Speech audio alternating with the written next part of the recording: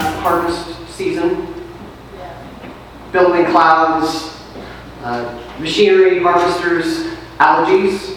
Yeah, lots of coughing, sneezing, everything else going on. We love where we live, though. And we live in such a great place of providing for so much of the world, so much good agriculture. Kimberly and I have a little agricultural, well, I shouldn't say agricultural, let's say a little bit of planting background and history. It's no impressive thing, but it's a little bit of a connection in the story. When our story starts really with things like this. When we were married, now 18 years ago, we didn't just marry each other, we married each other's very modest container gardens. We each had fairly small container gardens filled with pots, various sizes, and we maybe had, a dozen containers, not a whole lot, and that's because that's all we could have. The apartments that each of us were renting, and then after we got married, the apartment that we rented together were small and had no visible soil outside. It was all concrete. So we had no way to really garden except in the little pots. So we had a collection, our little family of pots that we pooled together, and we enjoyed learning about potted plants. When we moved down to Southern California a year later, we thought we had arrived at gardening heaven because we had a small planter bed in the front yard of our condo, and we had a small planter bed in the backyard of our condo, and we felt like, oh my goodness, we can spread out.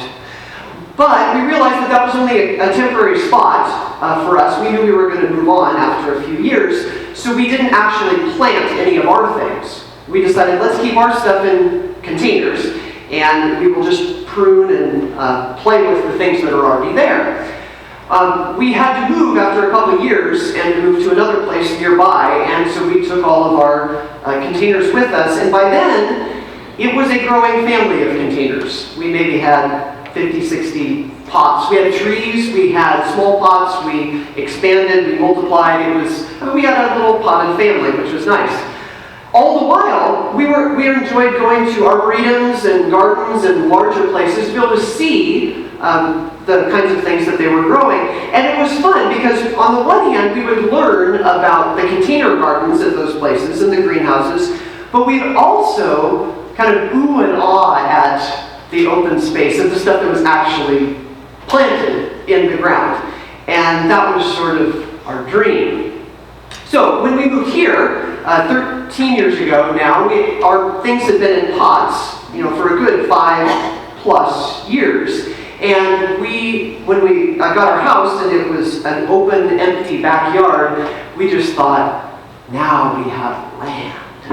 We have a place to plant these things. So before we even did anything to the house, we were looking at the backyard saying, oh, this could go here, and these could go here, and the trees could go here. We could make this kind of garden here, and this kind here. And we were arranging all of our family of potted plants and everything.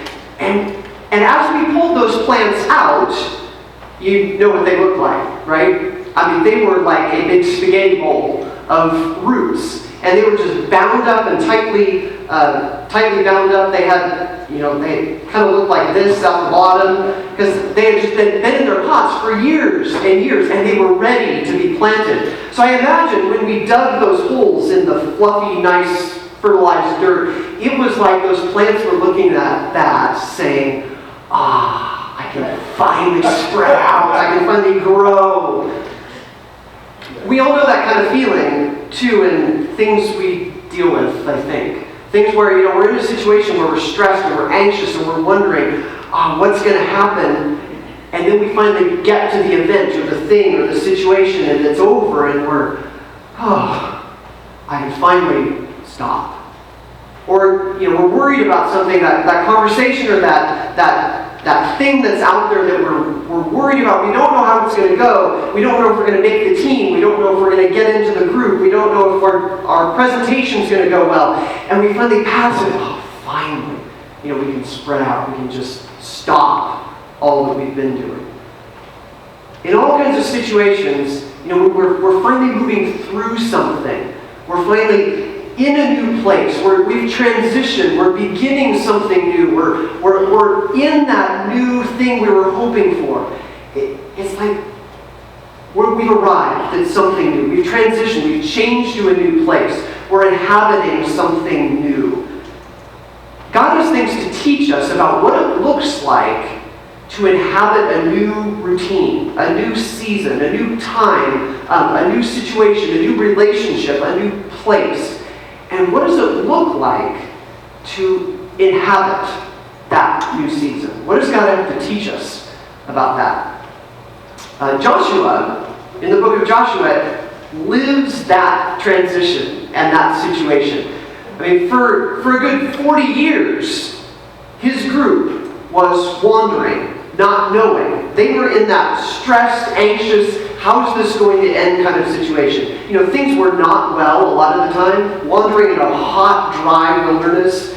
People were disobedient, things were not going as they planned, and they didn't know when this was all going to be over. I mean, anxiety, stress, confusion, wondering where God was. I mean, they had it all. And then at some point, after 40 years, they finally arrived. They got to the river. They got across the river. And when they crossed that river, just like 40 years before they had crossed through the Red Sea, they thought, wow, we finally arrived. They stepped into that promised land that God had been promising. They finally arrived. They're like the plants. I'm there. So what happens when we arrive in that new situation? What does it look like to inhabit that new place, that new routine, that new season? That's what Joshua has to teach us. Two things that he shows us, at least. So, here's the first. Joshua chapter 5. While the Israelites were camped at Gilgal in the plains of Jericho, they celebrated Passover on the evening of the 14th day of the first month. The very next day they began to eat unleavened bread and roasted grain harvested from the land. No manna appeared on that day. They first ate from the crops of the land, and it was never seen again. So from that time on, the Israelites ate from the crops of Canaan. The whole tone of this seems to be, we've moved, we've arrived, things are beginning again, we're starting fresh. And in a couple ways it really stands out. One is they celebrate Passover. Now, we hear about Passover, that it happens every year. It's on the calendar. We kind of see it. But for them, it was not on their calendar. It was not something that they've been celebrating every year. In fact, by this point, it had only been celebrated once. And it had been exactly to the day 40 years before. So, people are enslaved in Egypt. The parting of the Red Sea has almost happened, and it's that night that they celebrate the first Passover, as God says to celebrate it. Well, now we're 40 years farther, and they're like, hey, we feel like God is doing this new thing again. God's rescued us just like God did then. It's kind of like they see their lives as parallel to what had happened then. So they celebrate in the same way. They say, we're going to do what we did 40 years before, because we see that God's doing the same thing. So they had a party. And they celebrated that God was doing a new thing. And it was like they were claiming that. They were saying, God is good, God is faithful, and we believe that God is going to lead us into this new season and this new place. So we're going to have a party to mark that. Well, there's also the food. And all this food that they eat. Because for the last 40 years, they've been eating manna and quail. They couldn't store it up day after day. It was only enough that God provided one day at a time, and that was their entire diet. That's all they ate. So after 40 years of not knowing any other menu, imagine they're in this new place with crops and ripe fruit and grain and other things that are in the land. They get to eat a full menu. I mean, it must have felt like, finally something tasty and good. It was like they were celebrating and enjoying this because God had given them something new. So what they were doing is they were celebrating. They were having a party. They were saying, thank you, God, you brought us here. And we need to celebrate. It's good to celebrate.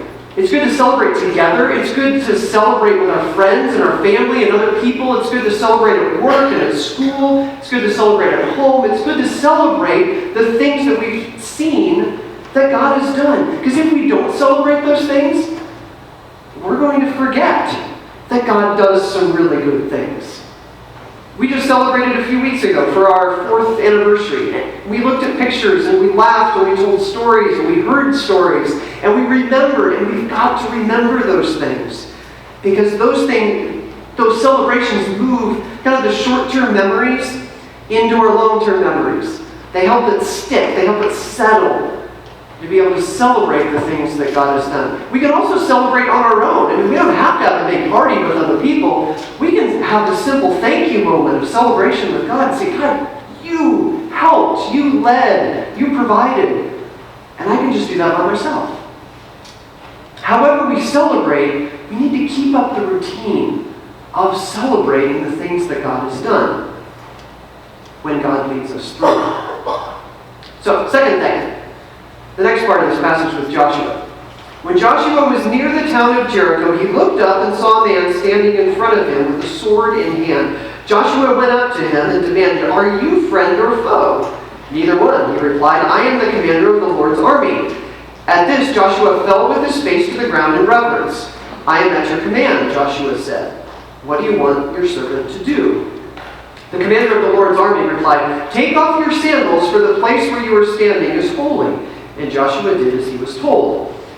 Bit of a different tone here. The first was, celebrating, and this is a little more somber. I mean, in a number of places, an angel like this shows up, and there's sort of this moment of, oh, this is the presence of God. This is something major. And people get frightened and terrified, when angels or the presence of God shows up. So that's sort of how Joshua reacts, like, oh, this is a big deal. And so he falls down. Well, then the conversation is really cool too. Joshua asks him, basically, what are you here for? What do you want me to do? What do you have in mind here? And I'll admit, the conversation didn't go as I would expect it to go. Here's how I expected things to go. Joshua's arrived in the land, celebrating, things are good, the promise is fulfilled. I would expect that the presence of God, an angel, shows up and gives him kind of a plan. Because there are people living in the land, and God has promised the land and said, you will take over this land. So I'd expect here's what you do first, here's where you go next, here's the plan so that this happens, just as I've said. I expect, next steps in the plan. Is that what we get? No, Joshua gets, take off your sandals for you're on holy ground. Does that sound familiar? Have we heard that before somewhere? Yeah, like Moses.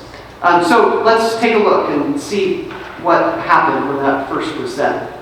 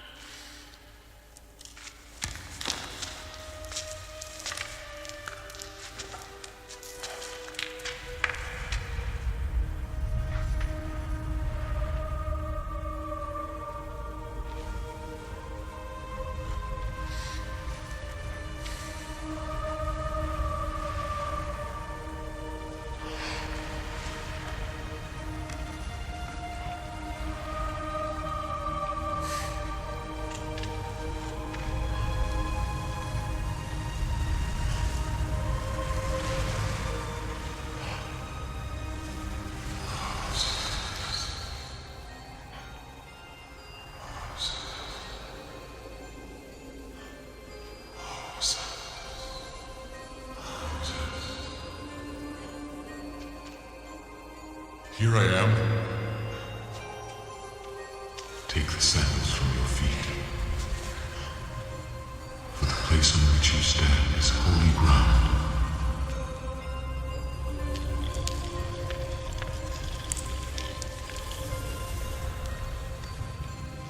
Who are you? I am that I am. I don't understand. I am the God of your ancestors, Abraham, Isaac, and Jacob. You were born of my mother, Inhabit. You are our brother. What do you want with me? Too bad we can't watch movies all day. But it's interesting, taking off sandals. In Joshua's day and Moses' day, it was actually really common for people to take off their sandals at certain occasions. When somebody would buy something, like a major purchase, the person who's buying it would take off a sandal to say, this is final and this is legal and I commit to it. They take off a sandal to communicate that. Or when we think about sculptures or paintings of military leaders or people who've won a battle, we usually see them standing, very confidently, and their feet are often on top of the land they conquered or somebody that they conquered. Their feet are sort of on top of something, as if to say, I'm an authority over this. And it was very common to think that our feet were the places of authority, and if our feet were somewhere, then that means we're in authority over that thing. So when people would take off their sandals, it was a way of admitting, I'm not in charge of this thing or this place or this person. So, when God told Moses to take off his sandals, God's saying, you're not in charge of these people, you're not in charge of this space. God is in charge of what's about to happen. And for Joshua too, it's the beginning of him entering this whole new season in his life. And the first thing that God says to him is, you're not in charge. So take off your sandal, admit it, and then move on. When we step into new things, when we step into new seasons, how good is it to be able to admit, even though I've arrived, even though it feels new and maybe I heard something and I'm in a new place finally, God, it's not me. I'm not in charge of this thing. But if I take off my sandal and I say, God, it's you, then it's a way of submitting to God's charge and God's leadership and authority in this new place. Now, it may not be a sandal that we have to take off. Maybe it's a prayer. Maybe it's admitting something. Maybe it's giving up control. Maybe it's wearing something that reminds us of this new thing. Or whatever it is that we do, submitting to God's leadership in this new place. When I read this and I think of this, I think a lot about our Bible club. Meredith and I met this last week, and we here at the school, and we saw the new room that we're going to be using. It's not the same room that we met last time, so we wanted to see the room and check it out and see what it looked like. So we walked in, we sat there, and we met and talked for a while about plans and how things were going to go in the new room. And as we did, we realized this is a new place. I mean, it felt like we walked into a new land, because it doesn't look the same, and it doesn't fit the same, and the kids are different, and some of the kids have never been to the Bible club before. In fact, half of them have never been before. We know our leadership group is different. In fact, we need another leader if you can spare some Mondays coming up, so if that's on your heart, talk to me or talk to Meredith. But we felt things are different and things are new. And this is a new season. And it makes me feel again like we got to take a sandal off and admit, God, this is your territory and your new thing. We've got all kinds of situations like that, in our lives. We're stepping into this new season, this new thing. What does it look like to be able to say, God, I can't be in charge of this. I need you to be in charge of this. May we celebrate the good things that God has done, and also submit our new places and new times to God's leadership. Let's pray.